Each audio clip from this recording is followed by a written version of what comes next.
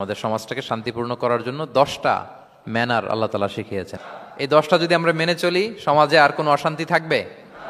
বিশৃঙ্খলা থাকবে? হানাহানি, মারামারি? সমাজটা একটা শান্তির সমাজ হবে, পিসফুল সমাজ হবে। 10টি আমরা গুনে গুনে সামনের দিকে আগাবো। 1 নম্বরে আল্লাহ তাআলা বললেন, ইয়া আইয়ুহাল্লাযীনা আমানু লা তুকদ্দিমু বাইনা ইয়াদাইল্লাহি ওয়া রাসূলিহি ওয়াত্তাকুল্লাহ ইন্নাল্লাহা সামিউন আলীম।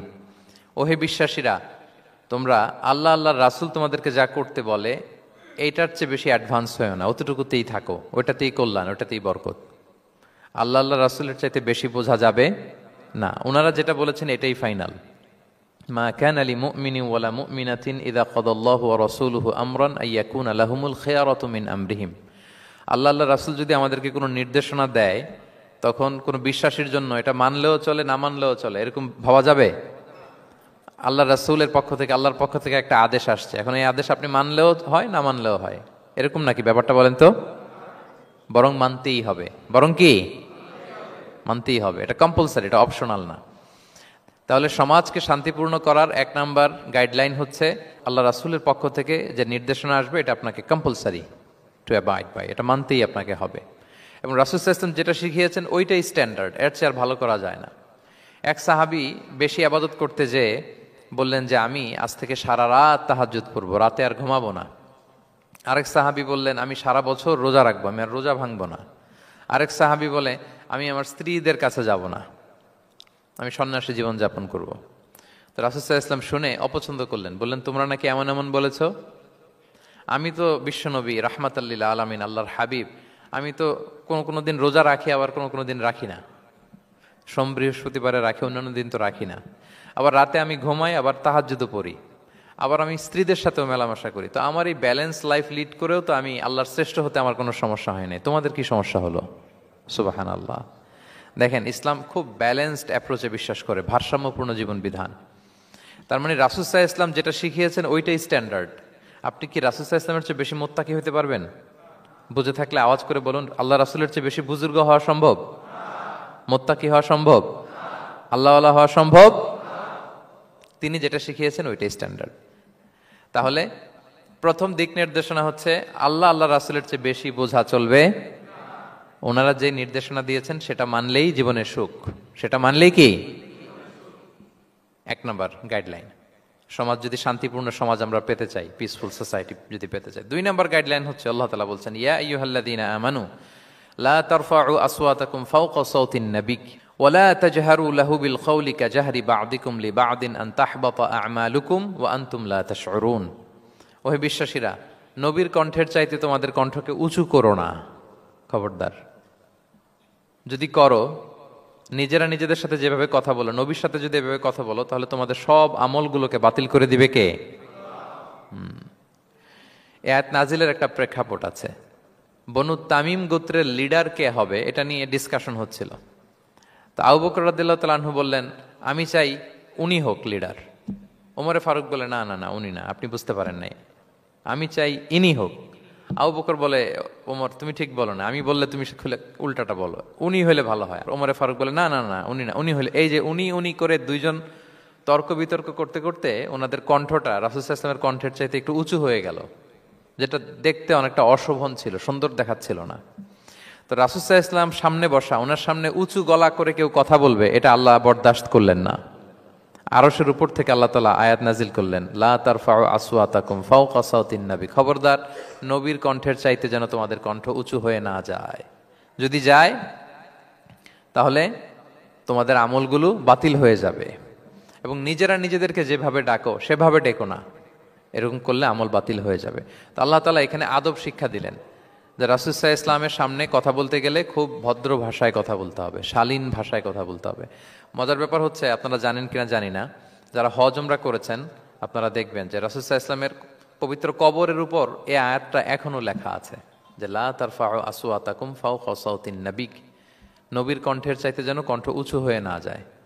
এজন্য দেখবেন যে যারা রাসূল সাল্লাল্লাহু আলাইহি ওয়াসাল্লামের কবর জিয়ারত করতে যায়, ওনারা কবরের সামনে যে ধৈর্য ধারণ করতে পারে না, বুক ফেটে কান্না আসে যে আজীবন যে নবীর কথা শুনলাম, যে নবীর হাদিস শুনলাম, যে নবীকে আমি এত ভালোবাসি, যে নবী আমার জন্য সুপারিশ করবেন, যে নবী আমাকে হাউজে কাউসারের পানি দিবেন, সেই নবী এখানে শুয়ে আছে, এটা ভাবতেই মুমিন হৃদয়ে বাঁধ ভাঙা কান্নার জোয়ার আসে, হাউমাউ করে কাঁদতে ইচ্ছে করে, কিন্তু ওখানে আওয়াজ করা যায় না, কারণ ওখানে লেখা লা তারফাউ আসওয়াতাকুম ফাওকা সাওতিন নবী, নবীর দরবারে বড় গলায় আওয়াজ করে কোনো শব্দ উচ্চারণ করা যাবে না। খুব ভদ্র বিনম্র চিত্তে রাসূলুল্লাহ সাল্লাল্লাহু আলাইহি ওয়াসাল্লামের রওজার সামনে দাঁড়িয়ে আমরা সালাম পাঠ করি।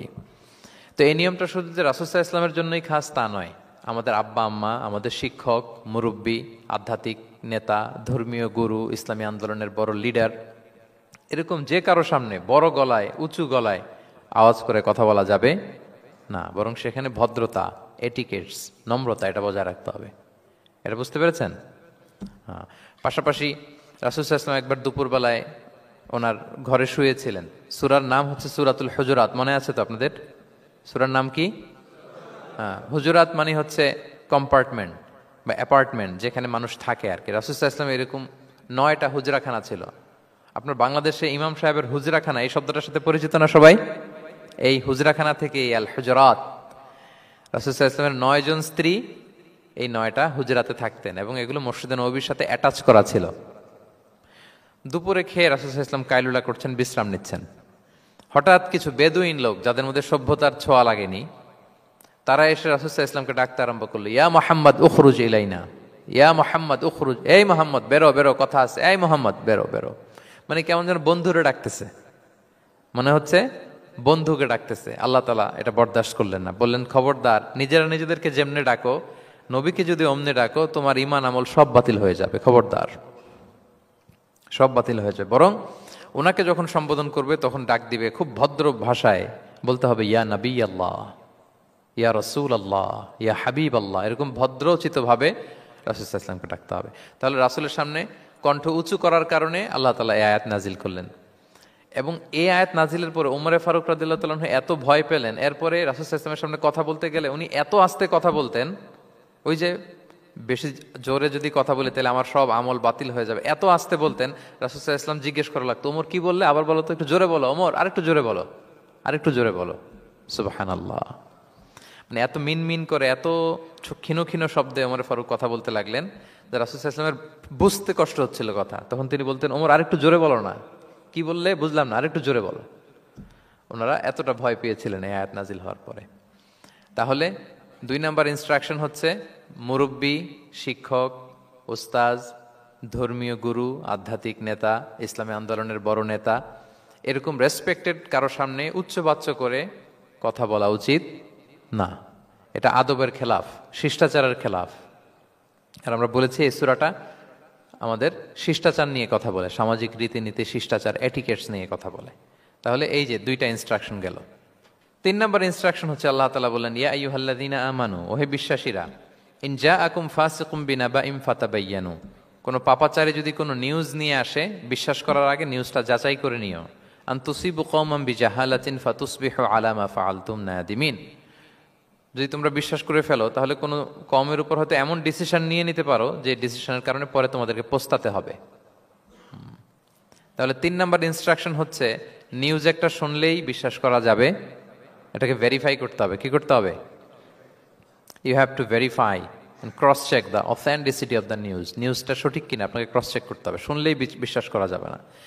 এটা বর্তমান সময়ের সাথে অনেক বেশি প্রাসঙ্গিক। এত হোক্স নিউজ এখন, এত এত রুমার্স, এত ফেক নিউজ সোশ্যাল মিডিয়াগুলোতে, ইভেন মেইন স্ট্রিম মিডিয়াও যা প্রচার করে সবই যে আপনি বিশ্বাস করতে পারবেন তাও না, ওইটাও একটু ক্রস চেক করে নিতে হবে। এদেরও কিছু প্রোপাগান্ডা থাকে আবার, হ্যাঁ, এরাও নিউজকে এমনভাবে অনেক সময় করে তাদের সুবিধার্থে। সো আপনার চোখ কান খোলা রেখে অনেকগুলো নিউজ একসাথে মিলিয়ে তারপরে বিশ্বাস করতে হবে। কিন্তু আমাদের সরল মনা অনেক ভাইদের যেটা হয়, ফেসবুকে একটা কিছু দেখে আমরা মনে করি যেটা সঠিক, ফলে কি করি, শেয়ার দিয়ে ফেলি। কি করি? শেয়ার দেই। আবার আপনার বন্ধুরা শেয়ার দেয়, ফলে মুহূর্তে একটা রুমর, একটা গুজব ছড়িয়ে পড়ে সমাজে, কিন্তু আদতে এটার সাথে কোনো মিলই নাই বাস্তবতার। এরকম হয় কি হয় না বলেন তো? দেখেন ইসলাম কত সুন্দর একটা নিউজকে ভেরিফাই করার জন্য আমাদেরকে নির্দেশ দিয়েছে। ফাতাবাইয়ানু মানে ক্রস চেক করো। কোনো সংবাদ আসলেই চিলে কান নিয়ে গেছে শুনলে চিলের পেছনে দৌড় দিবেন নাকি? না, আগে প্রথমে কি করবেন? এটা দেখে নিতে হবে যে আসলে কি কান নিয়ে গেল না রয়ে গেল। এই আয়াত নাজিলের একটা প্রেক্ষাপট আছে, সেটা কি? পঞ্চম হিজরিতে বনুল মুস্তালিকের যুদ্ধে যখন আল্লাহ হাবিব সাল্লাল্লাহু আলাইহি ওয়াসাল্লাম জয়লাভ করলেন, বনুল মুস্তালিকের সবাই মুসলিম হলো। রাসূল ইসলাম তাদেরকে দিনের দাওয়াত শিখিয়ে বললেন, বছর শেষে তোমাদেরকে জাকাত পে করতে হবে, আর জাকাতের এই টাকা নেয়ার জন্য আমি একজনকে পাঠাবো বছর শেষে। তো বছর শেষে তিনি বনুল মুস্তালিকের যে লিডার হারিস ইবনে মিরারের কাছে আল ওয়ালিদ ইবনে উকবা নামে জাকাতের কালেক্টর এক সাহাবীকে তিনি পাঠালেন যে যাও তুমি যে জাকাত নিয়ে আসো। তো উনি গেলেন, উনি আসবেন শুনে বনুল মুস্তালিকের সবাই পল্লী থেকে বের হয়ে মরুভূমির মাঝখানে তলোয়ার নিয়ে ঘোড়া টোরা নিয়ে তাকে ওয়েলকামিং রিসেপশনের জন্য, রেড কার্পেট রিসেপশনের জন্য সবাই দাঁড়ায় আছে যে নবীর সাহাবী আসবে, জাকাত কালেক্ট করতে, আমরা জাকাত দিব। এখন ওই সাহাবী যখন গেলেন, সবাইকে এরকম ঘোড়া তলোয়ার এরকম সাজসজ্জা নিয়ে দাঁড়ায় থাকার কারণে উনি ভয় পেয়ে গেলেন। উনি ভাবছে আমাদের মনে হত্যা করার জন্য দাঁড়ায় আছে। উনি আর এটা ঠিকঠাক না জেনে অ্যাবাউট টার্ন ফিরে গেলেন মদিনায়, যে বলে ইয়া রাসূলুল্লাহ, বনুল মুস্তালিক তো সব মোরতাদ হয়ে গেছে, এরা তো আর মুসলিম, এরা তো আমাকে মারার জন্য সব দাঁড়ায় আছে। আসলে বলেন তো কথাটা কি সত্য না মিথ্যা? একেবারে মিথ্যা। রাসূল সাল্লাল্লাহু আলাইহি ওয়াসাল্লাম এই কথা শুনেই বিশ্বাস করলেন সরল মনে। বিশ্বাস করেই খালিদ ইবনে ওয়ালিদ রাদিয়াল্লাহু তাআলা আনহুকে বললেন, অ্যাটাক বনুল মুস্তালিক, বনুল মুস্তালিকে অভিযান পরিচালনা করো। সাথে সাথে আল্লাহ বললেন, নবী রাখেন, আস্তে অ্যাটাক করেন, একটু থামেন নবী, একটু রাখেন। আপনি যার কাছ থেকে শুনেছেন সে মিথ্যা বলেছে, অসত্য কথা বলেছে, আসলে ঘটনা এমন নয়। আজকে তার কথার উপর বেস করে আপনি যে খালিদ ইবনে ওয়ালিদকে অভিযান পরিচালনা করতে বললেন, সে যে যদি অ্যাটাক করে কয়েকজনকে হত্যাও করে ফেলতো, এই যে রক্তপাত হতো, ব্লাডশেড, এটার দায় কিন্তু আপনি এড়াতে পারতেন, কারণ আপনি আদেশ দানকারী। আল্লাহ রাসূল সাল্লাল্লাহু আলাইহি ওয়াসাল্লামকে থামালেন আল্লাহ তাআলা আয়াত নাজিল করে যে আপনি ক্রস চেক করেন। পরে রাসূল সাল্লাল্লাহু আলাইহি ওয়াসাল্লাম ক্রস চেক করে লোক পাঠিয়ে জানলেন যে না, এমন কিছুই নয়, তারা কেউ মুরতাদ হয় নাই, সবাই তারা মুসলিমই আছে, তারা ওয়েলকামের জন্য আসছিল, উনি ভাবছে যে ওনাকে হত্যা করার জন্য দাঁড়ায় আছে। তাহলে চিন্তা করছেন যুগে যুগে এই সমস্যা আছে না নাই বলেন? রাসূল সাল্লাল্লাহু আলাইহি ওয়াসাল্লামের জীবনীতে এই ঘটনা ঘটিয়ে আমাদের চোখে আঙ্গুল দিয়ে আল্লাহ তাআলা বুঝাতে চাইলেন যে কোনো নিউজ আসলেই এটা ভেরিফাই না করে বিশ্বাস করা যাবে না। যত মেইন স্ট্রিম মিডিয়া হোক, ওটা শুনলে আপনি আরো কয়েকটা আরো আপনার সোর্স থেকে আপনি একটু জানবেন, এরপরে আপনি বিশ্বাস করবেন, নাকি বিশ্বাস না করে শেয়ার দিবেন? আপনি কি জানেন যে একটা কথা শুনেই ক্রস চেক না করে অ্যাকশনে যাওয়াতে কত পরিবার ভেঙে যায়, কত সম্পর্ক ভেঙে যায়? আমাদের মধ্যে প্রবণতা আছে। আপনার ছেলের ব্যাপারে একজন একটা কথা বললো, এসে ছেলের মারপিট, জিজ্ঞেসও করেন না এটা। আপনার মেয়ের ব্যাপারে একজন এসে একটা বাজে কথা বলছে, এসেই আপনি মেয়ের সাথে খারাপ আচরণ। আপনার ওয়াইফের ব্যাপারে একজন বললো আর কি যে ভাই আপনি এখানে, ভাবিকে তো দেখলাম ওইখানে আরেকজনের সাথে, আপনি এসেই আপনার স্ত্রীর উপর চড়াও অথবা গায়ে হাত তুললেন। তো হতে পারে যে ওই ভদ্রলোক অন্য কোনো মহিলাকে দেখেছে যে দেখতে আপনার স্ত্রীর মতো, এরকম হতে পারে কি পারে না বলেন? তো এই যে আপনি ক্রস চেক না করে, ভেরিফাই না করে যে অ্যাকশনে গেলেন, এতে সমস্যা হবে না? সমাজে পরিবার ভাঙে, সমাজে সম্পর্ক নষ্ট হয়, কলহ বাঁধে। এই জন্য আল্লাহ তাআলা বলেন যে সোসাইটিটাকে যদি পিসফুল করতে চাও, ইযা জাআকুম ফাসিকুম বিনাবাইন ফাতাবায়ানু, নিউজ আসলেই বিশ্বাস করো না। You have to cross check, you have to justify, and you have to verify the news. মনে থাকবে? তাহলে আজকে থেকে ফেসবুকে একটা পেলে আমরা কি করব? শেয়ার দিয়ে দিব। কি শেয়ার দিবেন না? কি করব? যাচাই বাছাই করব, ক্রস চেক করব। এখন অবশ্য ক্রস চেক করার জন্য কিছু প্ল্যাটফর্ম বেরিয়েছে, তারা অবশ্য যেগুলো খুব বেশি ছড়িয়ে পড়ে নিউজ, সেগুলো যদি ভুল হয় তারা ক্রস চেক করে তারা সামাজিক সচেতনতা তৈরি করে। তো আমরা প্রত্যেকেই দায়িত্বশীল হলে এই গুজবগুলো স্প্রেড করা থেকে আমরা বিরত থাকতে পারি। নিউজ শুনলেই আমরা এখন বিশ্বাস করব না, আগে ক্রস চেক করে নেব, তা না হলে আমরা বিপদে পড়তে পারি। কি বলেন? এমন কোনো কাজ করে ফেলতে পারি যেটার কারণে পরে লজ্জিত হব। তো আমরা আগে থেকেই সাবধান হয়ে যাই। 4 নম্বরে আল্লাহ তাআলা বললেন, ওয়া ইন তাইফাতানি মিনাল মুমিনিনা ক্তাতালু ফাসলিহু বাইনাহুমা, বিশ্বাসীদের মধ্যে 2 গ্রুপ যদি মারামারি লাগে তাহলে তুমি মিলিয়ে দাও, ইসলাহ করো, ইসলাহু যাতিল বাইন, মিলিয়ে দাও, মীমাংসা করে দাও, বিরোধ নিষ্পন্ন করে দাও। অনেক সময় হয় না যে 2 ভাই ঝগড়া লেগেছে, 2 বন্ধু ঝগড়া লেগেছে, অথবা স্বামী স্ত্রীর মধ্যে কোনো কারণে বিরোধ, 2 পার্টি ঝগড়া লাগছে, এরকম আছে না নাই? তখন ফাসলিহু বাইনাহুমা, তাদের মধ্যে আপোষ মীমাংসা করে দাও, মীমাংসা করে দাও, ইসলাহ, রিকনসিলিয়েশন করো, ওয়ার্ক অ্যাজ এ মিডিয়েটর, মধ্যস্থতাকারী হিসেবে কাজ করো। তো আমরা সমাজে কি করি দেখেন তো? একটু মিলিয়ে নেন। দুইজন ঝগড়া লাগছে, আমরা কি করি? হ্যাঁ, কি করেন? আরো লাগিয়ে দেন। সর্বনাশ! তাই তো আপনাদের ওয়াজি করতেছি আমি। না, তাদেরকে আরো ঝগড়ায় মাতিয়ে তোলা যাবে না, লাগিয়ে দেওয়া যাবে না, বরং ঝগড়া থামিয়ে দিতে হবে। কি করতে হবে? কয়েক জায়গায় কৌশল করে মিথ্যা বলা জায়েজ, সহিহ হাদিসে এসছে। এর মধ্যে একটা আছে, দুইজন মানুষের মধ্যে সম্পর্ক নষ্ট, তাদের সম্পর্ক জোড়া লাগিয়ে দেওয়ার জন্য আপনি কৌশল করে মিথ্যা বলতে পারেন। যেমন ধরেন যে দুইজনের সাথে কথা হয় না, দা কুমড়া সম্পর্ক, আপনি একজনকে বললেন যে ভাই ওই দিন তো ওই লোক আপনার ব্যাপারে অনেক প্রশংসা করলো। সে তো শুনে অবাক হবে, কিরে আমার প্রশংসা কি বললো, এমন এমন বললো। তো এটা শুনে ওই লোকের ব্যাপারে তার মনটা একটু নরম হবে। আবার তাকে বললেন যে উনি তো আপনার ব্যাপারে এরকম একটা পজিটিভ কমেন্ট করলো, সেও অবাক হবে, তাই নাকি, তার সাথে আমি এত ভুল বোঝাবুঝি, আসলে লোকটা তো তাইলে ভালো। এই যে দুইজনকে আপনি এমন কিছু কথা কৌশল করে বললেন, ফলে তাদের মধ্যে একটা হৃদ্যতা তৈরি হবে। হঠাৎ দেখবেন যে একজন আরেকজনকে দেখে সালাম দিয়ে কথা বলে কোলাকুলি করে সেই আগের যেই শত্রুতা সব নিমেষে শেষ হয়ে গেছে। ঠিক কিনা বলেন? হ্যাঁ, এই যে মধ্যস্থতাকারী আপনি হলেন, এজন্য আল্লাহ তাআলা আপনাকে সওয়াব দিবেন। তাহলে বিবাদমান দুই গ্রুপ দেখলে আমরা আজ থেকে আরো ঝগড়া লাগিয়ে দিব না মিলিয়ে দিব? রাসূল সাল্লাল্লাহু আলাইহি ওয়াসাল্লাম বলেন, আলা উখবিরুকুম বিআফদালা দারাজাতিম মিন সাদাকাতি ওয়াস সিয়ামি ওয়াস সালাহ, নামাজ, রোজা, সাদাকা, এর চেয়ে একটা বড় মর্তবার ভালো কাজ আছে, সেটা কি আমি তোমাদের বলবো না? সাহাবারা বলল, বলেন। আল্লাহ রাসূল সাল্লাল্লাহু আলাইহি ওয়াসাল্লাম বললেন, সেটা হচ্ছে ইসলাহু যাতিল বাইন, দুই পক্ষকে মিলিয়ে দেয়া, বিবাদমান দুই গোষ্ঠীকে কি করা? মিলিয়ে দেয়া। এটা নামাজ, রোজা, সাদাকা এর চেয়েও বেশি সওয়াবের কাজ। দেখেন, আমরা ইসলামটা বোঝার ক্ষেত্রে আমাদের কত ল্যাকিংস। আমরা মনে করি শুধু লম্বা দাড়ি রাখলাম, তাসবিহ একটা নিলাম, আর জিকির করতেছি দিন রাত এক করে, এরপরে নামাজ পড়তে পড়তে কপালে দাগ ফেলে, এই বোধহয় ভালো কাজ, এই সব ভালো আমিই করে ফেললাম। কিন্তু দেখেন, রাসূল ইসলাম বলেছে না, সমাজে বিবাদমান দুইটা গ্রুপকে যদি মিলিয়ে দাও, এটা নামাজ, রোজা, সাদাকার চেয়ে বেশি সওয়াব তুমি পাবে। তাহলে এখন থেকে যদি আমরা বিবাদ দেখি কি করব? মিলিয়ে দিব। কখনো আমরা ঝগড়া আরো বাদিয়ে দিব না। আগুন যদি লাগে সেখানে পানি ঢালবো নাকি তেল ঢালবেন? কি ঢালবেন? অনেকে কি ঢালে? আরো দাউ দাউ করে জ্বালাতে চায়। না না, এটা করা যাবে না, বরং আমরা মিলিয়ে দিব ইনশাআল্লাহ। বলেন সবাই। আল্লাহর হাবিব সাল্লাল্লাহু আলাইহি ওয়াসাল্লাম তিনি এই কাজটা করতেন। মক্কা থেকে মদিনায় গেলেন, মদিনায় আউস খাজরাজ দুইটা গোত্র, বছরের পর বছর যুদ্ধ, উনি যেই মিলিয়ে দিলেন। রাসূল সাল্লাল্লাহু আলাইহি ওয়াসাল্লাম এই যে সংলাপ, তারপর রিকনসিলিয়েশন, মিডিয়েশন, মধ্যস্থতা, এগুলোতে এক্সপার্ট ছিলেন। যেই যে যুদ্ধ থামে না, এই যুদ্ধ মিলিয়ে দিলেন। কত প্রাণ গেল এই যুদ্ধে, কিন্তু রাসূল সাল্লাল্লাহু আলাইহি ওয়াসাল্লাম যেই আউস খাজরাজ এখন ভাই ভাই হয়ে গেছে, ভাই ভাই করে দিলেন, ভ্রাতৃত্বের বন্ধনে ওনাদেরকে আবদ্ধ করে দিলেন আল্লাহর হাবিব সাল্লাল্লাহু আলাইহি ওয়াসাল্লাম। এবং সহিহ বুখারীতে একটা বাব আছে, বাবের শিরোনাম হচ্ছে বাবু কওলুল ইমামি কওলিল ইমাম ইযহাবু বিনা নুসলিহ বাইনাকুম, মানে আমাকে নিয়ে চলো আমি মিলিয়ে দিব। এটা ছিল রাসূল সাল্লাল্লাহু আলাইহি ওয়াসাল্লামের বিখ্যাত বাণী। ঝগড়া একটা লাগছে, রাসূল সাল্লাল্লাহু আলাইহি ওয়াসাল্লাম বলতেন, আরে আমি আসি না, আমাকে নিয়ে যাও, আমি মিলাই দেবো।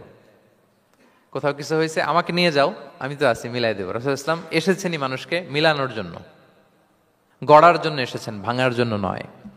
তাহলে 4 নাম্বার যেটা আমরা জানলাম, যে বিবাদমান দুই পক্ষকে আমরা কি করব? মনে থাকবে? এই যে আমি শুরুতে বলেছিলাম, একটা শান্তিপূর্ণ সমাজ যদি আপনি গড়তে চান, তাহলে এই 10টা ইনস্ট্রাকশনের কোনো বিকল্প নাই। এখানে সোশ্যাল নর্মস, কিছু মোরালিটি, কিছু ভ্যালিউজ, বিশেষ করে ম্যানার্স আমাদেরকে শিখিয়েছেন আল্লাহ তাআলা। তাহলে 4টা জানলাম, কয়টা? 5 নম্বরে আল্লাহ বলেন, ইয়া আইয়ুহাল্লাযীনা আমানু লা ইয়াসখার কওমুন মিন কওম আসা আন ইয়াকুনু খায়রাম মিনহুম।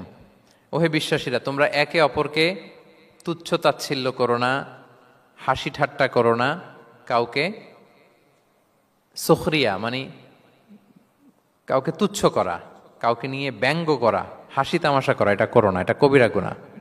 মানে এমন কোনো কথা বলো না যাতে তোমার ভাইয়ের মনে কষ্ট হয়, এরকম কিছু বলা যাবে না। আমরা অনেক সময় এটা করে ফেলি, এমন কথা বলি যেটাতে আরেক ভাই বা আরেক বোন কষ্ট পায়। আমরা খুব সিম্পলি বলি, কিন্তু এটা কবিরা গুনাহ। এটা কি? বিশেষ করে তার আকৃতি নিয়ে আপনি কিছু বলতে পারবেন না, এটা বড় কবিরা গুনাহ। এটাকে বডি শেমিং বলে। কি বলে? বডি শেমিং হারাম। কারণ বডি স্ট্রাকচার, এটাকে আমার ইচ্ছে মতো হয়েছে না আল্লাহ বানাইছে? আচ্ছা, আপনি যে এত সুন্দর ফর্সা, কে বানালো?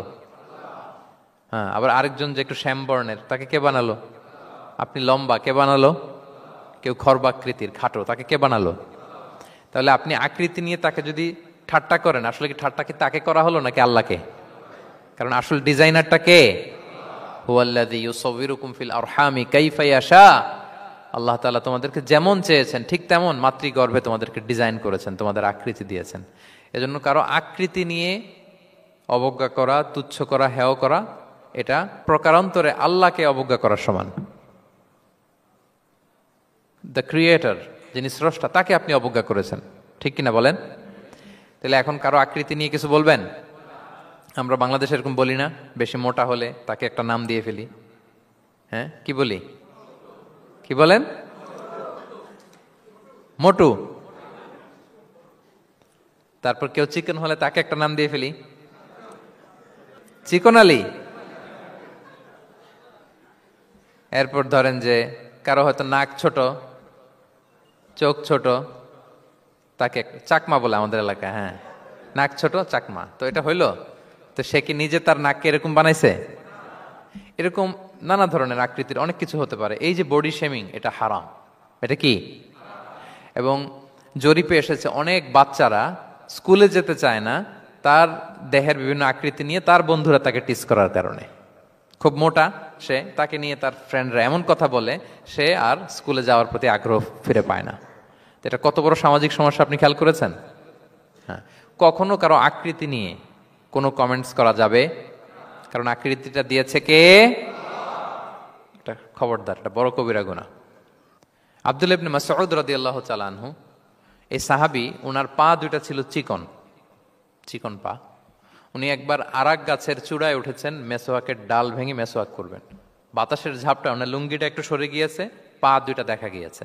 তো এত চিকন পা দেখে সাহাবারা সবাই হাসতেছে নিচে। রাসূল ইসলাম বললেন, ব্যাপার কি, তোমরা হাসো কেন? বলে যে ইবনে মাসউদের পা গুলো দেখে দেখেনি রাসূল কত চিকন পা, হাসতেছে।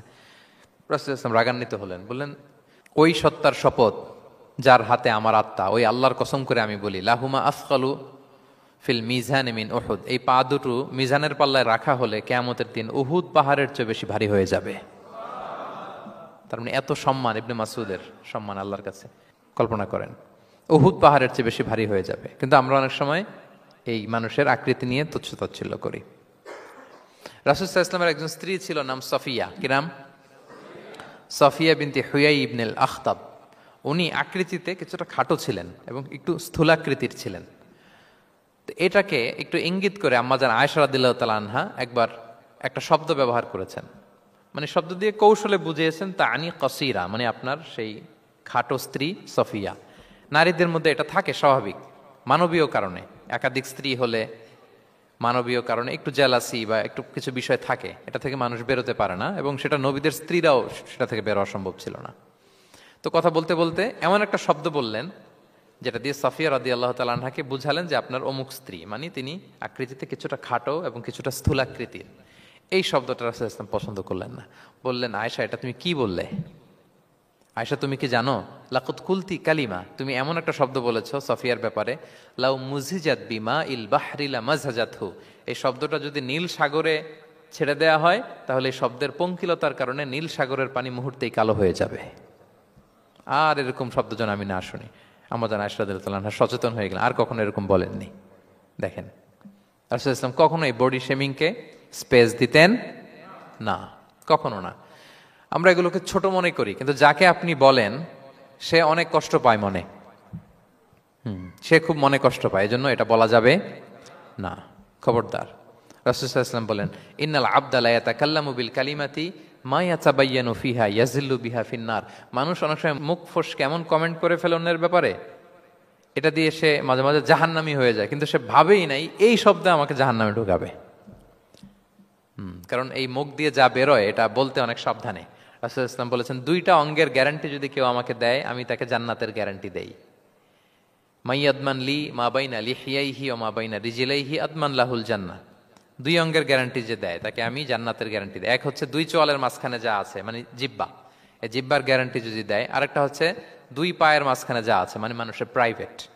এই দুইটা অঙ্গের গ্যারান্টি যদি কেউ দেয় যে এই দুই অঙ্গ দিয়ে আমি কোনো পাপ কাজ সংগঠিত করব না, বিশ্বনবী সাল্লাল্লাহু আলাইহি ওয়াসাল্লাম বলেন আমি আমার ওই উম্মতকে জান্নাতের গ্যারান্টি দেই।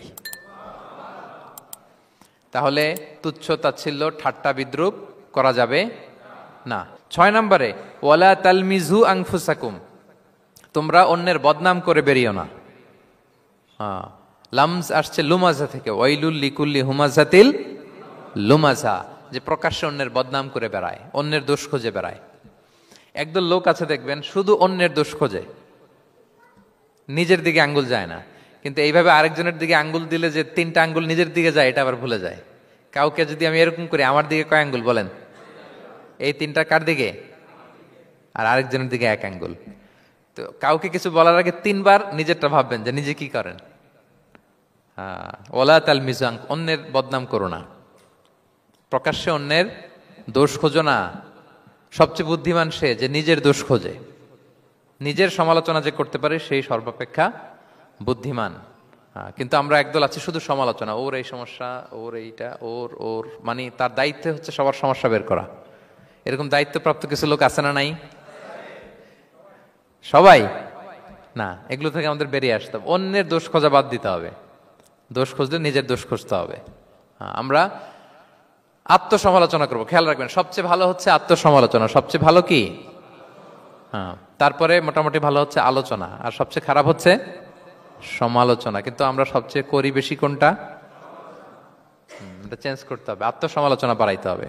আমি প্রায় একটা কথা বলি, small people talk about people, average people talk about things, great people talk about ideas. ছোট মনের মানুষ যারা, এরা মানুষ নিয়ে কথা বলে, এর এই সমস্যা ওরে। মাঝারি ধরনের যারা, এরা বিভিন্ন বিষয় নিয়ে, ঘটনা নিয়ে কথা বলে। গ্রেট মাইন্ড যারা, এরা আইডিয়া নিয়ে কথা বলে, যে এই আইডিয়া ইমপ্লিমেন্ট করলে সমাজের এটা সমাধান হবে, এই আইডিয়া জেনারেট করতে পারলে এইটা কাজ হবে। তো এখন বলেন, আপনি কি ছোট মনের মানুষ হবেন না বড় মনের? অন্যের দোষ খুঁজবো আর তাহলে কারটা খুঁজবো? ইনশাআল্লাহ বলেন সবাই। কটা গেল? 7 নাম্বার, ওয়ালা তানাবাজু বিল আলকাব, কাউকে মন্দ উপনামে ডেকো না। মন্দ উপনামে ডেকো না মানে কাউকে একটা বিশেষ নাম দিও না, তার নামটা সুন্দরভাবে ডাকো। নাম বিকৃতি করা কবিরা গুনাহ। নাম, আপনি বলুন হুজুর এটা একটা কথা হইলো, নাম বিকৃতি করছি তো কি হয়েছে? এটা আপনার কাছে সমস্যা নাই। ধরেন যে ওই লোকের নাম আব্দুল্লাহ, আপনার কাছে আব্দুল্লাহ এটা সিম্পল, ধুর আব্দুল্লাহ একটা কিছু হইলো। কিন্তু যার নাম আব্দুল্লাহ তার কাছে এটা অনেক দামি। তার কাছে কি? কারণ এটা তার পরিচয় বহন করে। ধরেন যে আমার নাম কি মিজান, আপনার কাছে মনে হয় আরে মিজান একটা নাম হইলো, তা আমার কাছে তো এটা অনেক গুরুত্বপূর্ণ, কারণ এটা আমার পরিচয় বহন করে। এই নামে মানুষ আমাকে ডাকে, ফলে এটা আমার খুব আদরের, আমার কাছে বড্ড যত্নের, দরদের নামটা। আপনার কাছে নাও হইতে পারে। মানুষ প্রত্যেকে তার নিজের নামকে খুব পছন্দ করে। দেখবেন যে মানুষ কাগজ পেলে নিজের নামটা লেখে, সিগনেচার দেয় একটা, দেখবেন দেয়।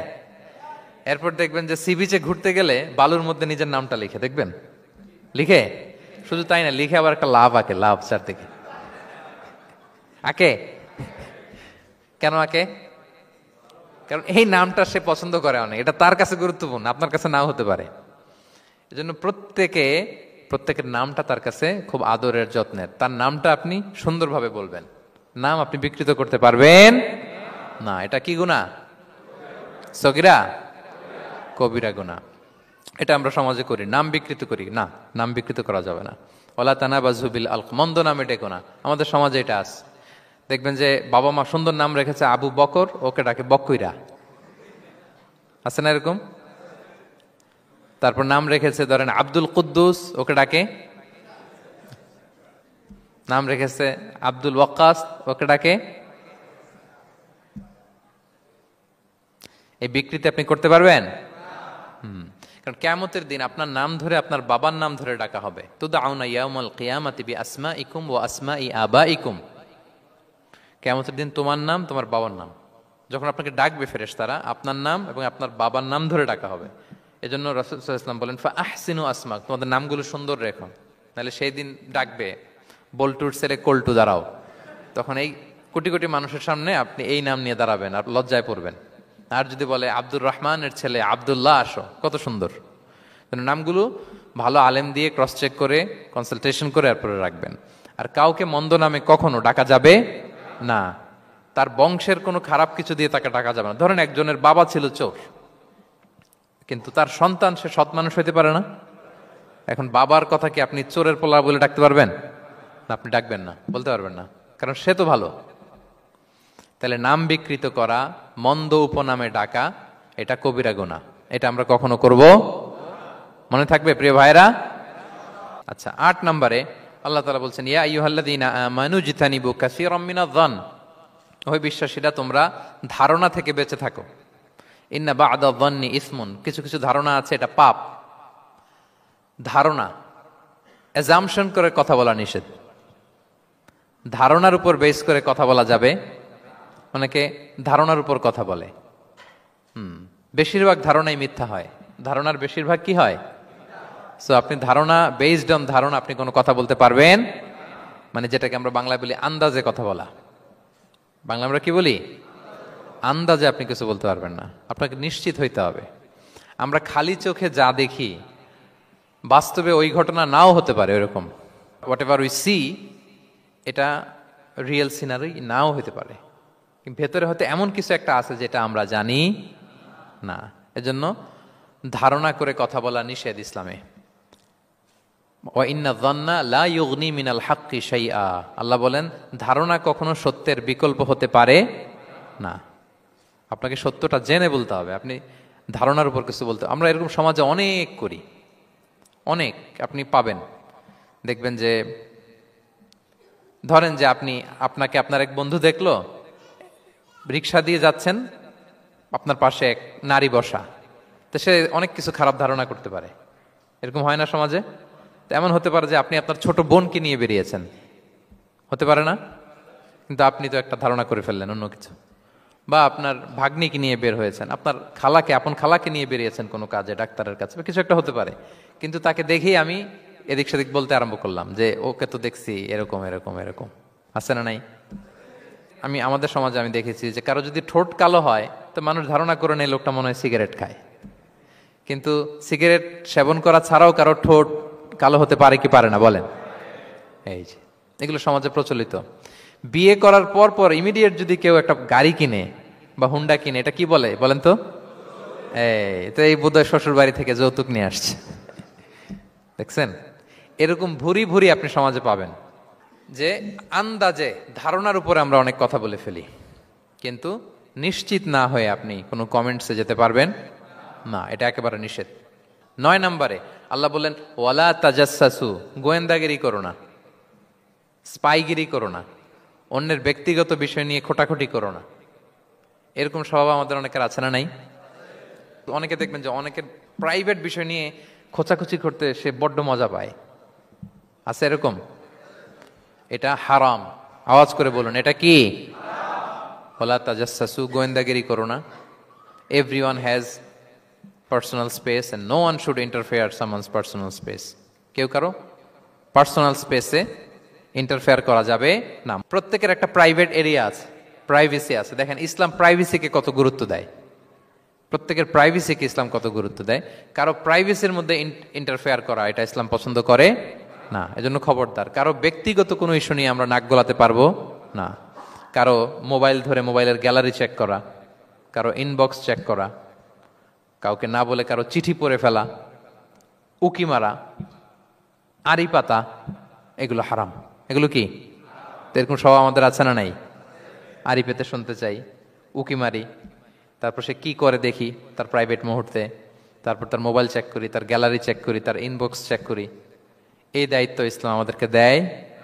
এমনকি ইসলামী রাষ্ট্রও যদি হয়, ইসলামী রাষ্ট্রের জন্য এটা দায়িত্ব না যে প্রত্যেকে ব্যক্তিগত তার বেডরুমে তার প্রাইভেট লাইফে কি করে এটা দেখা। It's not his business. ইসলামী রাষ্ট্র মানুষকে ন্যায়, কল্যাণের পথ, সুন্দর জীবন পরিচালনার জন্য উৎসাহিত করবে, কিন্তু প্রত্যেকে প্রাইভেট লাইফে কি করে ওইটা সিসি ক্যামেরা লাগিয়ে দেখা, এটা কারো দায়িত্বের মধ্যে পড়ে না। এটা একেবারে নিষেধ। এটাকে বলে তাজাসসুস, গোয়েন্দাগিরি করা। বরং ইসলাম কি উৎসাহিত করে জানেন? অন্যের দোষ দেখলে এটাকে গোপন রাখতে উৎসাহিত করে। গোপন রাখবেন। মান সাতারা আইবান সাতারাহুল্লাহু ইয়াউমাল কিয়ামা। কেউ যদি তার ভাইয়ের দোষ গোপন রাখে, কিয়ামতের দিন আল্লাহ তার দোষ গোপন রাখবে। ওমান কাশাফা আওরাতা আখি, বিষ্ণু বলেন কিন্তু কেউ যদি তার ভাইয়ের কোনো গোপন জিনিস প্রকাশ করে দেয়, কাশাফাল্লাহু আওরাতাহু, আল্লাহ তার সব গোপন জিনিস প্রকাশ করে দিবে। বলেন আমাদের প্রত্যেকেরই গোপন জিনিস আছে না নাই? এখন আমাদের সব ভুল, সব গোপনীয়তা যদি প্রকাশ হয়ে যায় কি হবে তখন? আল্লাহ নিজে দায়িত্ব নিচ্ছে যে তুমি যদি তোমার ভাইয়ের কিছু ফাঁস করো, তোমার হাড়ি আমি হাটে ভাঙবো। হাটে হাড়ি ভাঙবো তোমার আমি, তখন দেখা যাবে। আমাদের অনেকের এই মানসিকতা আছে, অন্যের প্রাইভেট বিষয় নিয়ে কখনো আপনি নাক গলাতে পারবেন না, কারো প্রাইভেসিতে আপনি ইন্টারফেয়ার করবেন না, কারো প্রাইভেট স্পেসে আপনি ইন্টারফেয়ার করবেন না। এটা খুব বাজে একটা স্বভাব, এটা ইসলাম হারাম করে দিয়েছে। আমাদের অনেকের মধ্যে আছে খুঁটে খুঁটে, ভাই এটা কি ওইটা কি করছেন, সরকারি চাকরি না প্রাইভেট চাকরি, বেতন কত, বয়স কত, ওইটা কত ওইটা কত, হাবি যাবি, এটা তার ইটস নট হিজ বিজনেস। তারপরে মানুষ খুঁচিয়ে খুঁচিয়ে, নিঃসন্তান দম্পতি আমি দেখেছি, তাদেরকে পেলে অনেকে, ভাই কি সমস্যা, কয় বছর হইল, বাচ্চা নিচ্ছেন না কেন, কবে হবে, কার সমস্যা, আপনার সমস্যা না ভাবির সমস্যা, বেটা তোর কি সমস্যা ওইটা বল। একজন নিঃসন্তান দম্পতি তারা কি স্ট্রাগলের মধ্য দিয়ে যায় আপনি জানেন? এটা তার জন্য পরীক্ষা। ওই পরীক্ষার মধ্যে আপনি খুঁচিয়ে খুঁচিয়ে, মানে সে kind of he is a gynaecologist, সে আপনার ইয়ে করতেছে, ট্রিটমেন্ট দিচ্ছে, ভাই কি হয়েছে এইটা ওইটা, তাদেরকে বিব্রত করে একটা পরিস্থিতিতে ফেলা, এম্বারাসিং একটা সিচুয়েশনে ফেলা, এটা হারাম। এই ম্যানারগুলো ইসলাম আমাদেরকে ধরে ধরে শেখায় যে এটা তোমার বিজনেস না, তুমি খুঁচিয়ে খুঁচিয়ে মানুষের ব্যক্তিগত বিষয় যেটাতে সে বিব্রত বোধ করে এগুলো তুমি জিজ্ঞেস করতে পারো না। আল্লাহ বলেছেন খবরদার, ওলা তাজাসসু, ওলা তাজাসসু, গোয়েন্দাগিরি করো না, কারো ব্যক্তিগত বিষয় না। অনেকের এটাতে খুব ইন্টারেস্ট, কার স্ক্যান্ডাল বেরোইছে, প্রায় দেখবেন যে এরকম দেখা যায়, অমুক নেতার স্ক্যান্ডাল ফাঁস, অমুক নায়কের স্ক্যান্ডাল ফাঁস, তোমার স্ক্যান্ডাল কবে ফাঁস হবে এটা বলো। নিজের চরকায় তেল দিতে হবে, আরেকজনের কি হলো, তার কি ভুল আছে, দোষ ত্রুটি আছে, ওগুলো খুঁজে দেখার জন্য আল্লাহ আমাকে দুনিয়ায় পাঠাই। তাহলে আমরা যেন কারো প্রাইভেসি হ্যাম্পার না করি প্রিয় ভাইরা, এটা ইসলাম আমাদেরকে উৎসাহিত করে, নির্দেশনা দেয় যে আমরা কারো প্রাইভেট কোনো ইস্যু নিয়ে নাক গলাবো না, ব্যক্তিগত বিষয়ে নাক গলাবো না, কারো দোষ দেখলে এটা আমি গোপন রাখবো। কি করব? আনলেস ইউ আর এ জাজ, আপনি বিচারক, আপনার কাছে আসছে তখন আপনি বিচার করবেন, কিন্তু এমনি এমনি আপনি জাজমেন্টাল হতে পারবেন না। You can not jump to the conclusion, একটা কিছু আন্দাজে বলে ফেলতে পারবেন না, এই দায়িত্ব আপনাকে দেয়া হয়নি। ইসলামে ব্যভিচারের মতো কোনো বিষয় দেখলেও আপনি বলতে পারবেন না। ব্যভিচার, অ্যাডাল্ট্রি, ফর্নিকেশন, জিনা, এগুলো দেখলে আপনি বলতে পারবেন না। বললে 4 জন নিয়ে বলতে হবে একসাথে। আপনি 3 জন যে যদি কাজের কাছে বলেন যে এই ছেলে আর মেয়েকে আমি অপকর্ম করতে দেখছি, কাজী 3 জনকে নিয়ে আগে 80 টাকা করে বেত মারবে পিঠে, তো করে দেখতে বলছে কে? তোমাদেরকে এই কাজ অবজার্ভ করতে বলেছে কে? কারণ 3 জন মিলে এই উইটনেস হবে না। 4 জন উইটনেস যদি থাকে তাইলে তাও আমরা দেখছি বললে হবে না, তারপরও মায়ের। আরো রলি আমি বলি, 4 জন এসে যদি বলে যে আমি একজন নারী একজন পুরুষকে নেকেড অবস্থায় এই ঘরে প্রবেশ করতে দেখছি, তারপর কাজে নিয়ে এই 4 জনের আশীর্বাদ দিবে, কারণ এতেও প্রমাণিত হয় নাই। তারা হয়তো একটা জায়গায় অবস্থান করেছে কিন্তু বড় ধরনের কোনো পাপের সাথে লিপ্ত হয় নাই হয়তো। তার মানে একেবারে চাক্ষুষ, তাও নারী দিয়ে এই উইটনেস হবে না, 4 জন পুরুষ এই পাপ কাজের চাক্ষুষ সাক্ষী ছিল, এটা যদি বলে সব কিছু যদি মিলে যায় তারপরে তাদেরকে শাস্তি দেয়া যাবে, এর আগে সম্ভব না। এটা কোনো মানুষ কোনো পাপ কাজ এভাবে লোকচক্ষুর সামনে কখনো করে না। তার মানে দেখেন এটা কেন এরকম শক্ত করা হলো, যাতে আপনি না বলেন, কারণ বলতে গেলে আপনি আরো মাইর খাবেন, অপবাদের শাস্তি পাবেন।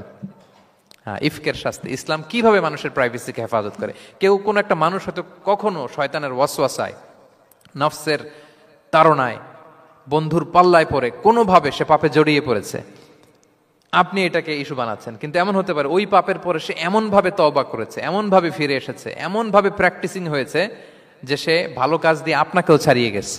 আপনি আটকায় যাবেন কিন্তু কিয়ামতের দিন ও আটকাবে না। এরকম হতে পারে কি পারে না? তো ওর পিছনে লাগছেন কেন আপনি? আপনি আপনার ইস্যু দেখেন, আপনি কতটা প্র্যাকটিসিং হতে পেরেছেন, আপনি কতটা শুদ্ধাচার আনতে পেরেছেন আপনার জীবনে, সেটা দেখতে হবে। এজন্য খবরদার, ওয়ালা তাজাসসু, গোয়েন্দাগিরি করো না, কারো প্রাইভেট বিষয় নিয়ে নাক গলাতে যেও না।